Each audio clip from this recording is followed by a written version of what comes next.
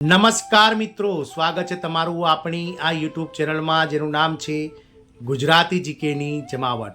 તો આ રાજ્ય સરકાર દ્વારા રાજ્યના તમામ વિભાગોમાં કામ કરતા કામચલાઉ અને કોન્ટ્રાક્ટ કર્મચારીઓને કાયમી કરવા અંગેને લઈ અને આદેશ જારી કરવામાં આવ્યો છે। જાણીએ આજના વિડીયોમાં વિગતવાર કે કઈ રાજ્ય સરકાર દ્વારા રાજ્યના અલગ અલગ વિભાગો, બોર્ડ, નિગમ, કોર્પોરેશન, સ્વાયત્ત સંસ્થાઓ તેમજ સરકાર હસ્તગત જે સંલગ્ન યુનિવર્સિટીઓમાં કામ કરતા લાખો કામચલાઉ અને કોન્ટ્રાક્ટ કર્મચારીઓને કાયમી કરવાને લઈને આદેશ જારી કરાયો છે। તેને લઈને વિડીયોમાં વિગતવાર ચર્ચા કરીશું।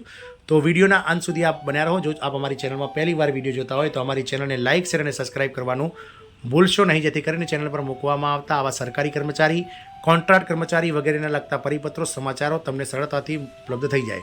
તો આ રાજ્ય સરકાર દ્વારા ગત વર્ષે સુપ્રીમ કોર્ટે જે ચુકાદો આપ્યો હતો, સુપ્રીમ કોર્ટનો ઐતિહાસિક ચુકાદો એવો હતો કે કોઈ પણ કર્મચારી કોઈ એક જગ્યા પર કોઈ હોદ્દા પર 5 વર્ષ કે તેથી વધુ સમયથી સેવા બજાવતો હોય તો તે ભલે કોન્ટ્રાક્ટ કર્મચારી હોય, કામચલાઉ કર્મચારી હોય કે રોજમદાર હોય, તેને પણ કાયમી કર્મચારી જેવા લાભ મળવા જોઈએ તેવા એક કેસની તરફેણમાં મહત્વનો ચુકાદો સુપ્રીમ કોર્ટ દ્વારા આપવામાં આવ્યો હતો। જ્યારે સુપ્રીમ કોર્ટના ચુકાદાને માન્ય આપી અને અલગ અલગ રાજ્ય સરકારો દ્વારા પોતાના આઉટસોર્સ અને કોન્ટ્રાક્ટ કર્મચારીઓ માટે અનેક લાભો અને કાયમી કરવાને લઈને જાહેરાતો કરવામાં આવી રહી છે।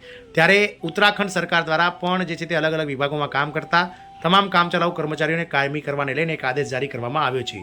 એક મહત્વપૂર્ણ પગલું ભરતા રાજ્ય સરકાર દ્વારા એટલે કે ઉત્તરાખંડના પુષ્કરધામી સરકાર દ્વારા તમામ વિભાગોને સરકારી કર્મચારીઓના કાયમી નિમણૂકના કેસોમાં કાયમી નિયમો 2002નું કડક પાલન સુનિશ્ચિત કરવા સ્પષ્ટ સૂચનો આપવામાં આવી છે। સરકારે એમ પણ કહ્યું છે કે લાયક કર્મચારીઓની કાયમી નિમણૂકના આદેશો કોઈપણ બિનજરૂરી વિલંબ વિના જારી કરવા જોઈએ।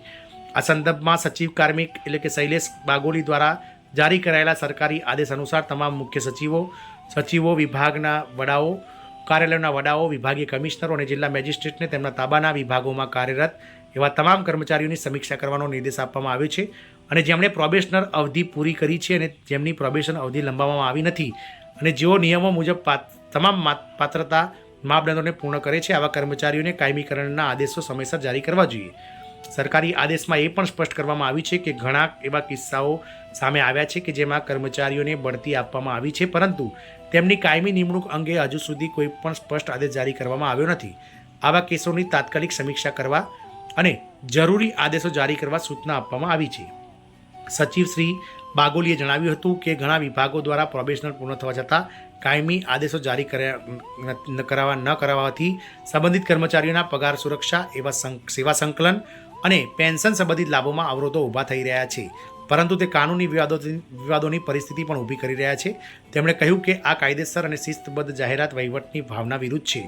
તેમણે એ પણ સ્પષ્ટ કર્યું કે તમામ વિભાગોએ સ્ટેબિલાઇઝેશન રૂલ્સ 2002ના યોગ્ય પાલન માટે જરૂરી કાર્યવાહી સુનિશ્ચિત કરવી જોઈએ, જેથી ભવિષ્યમાં કોઈપણ પ્રકારની કાનૂની, વહીવટી અથવા નાણાકીય ગૂંચવણો ટાળી શકાય।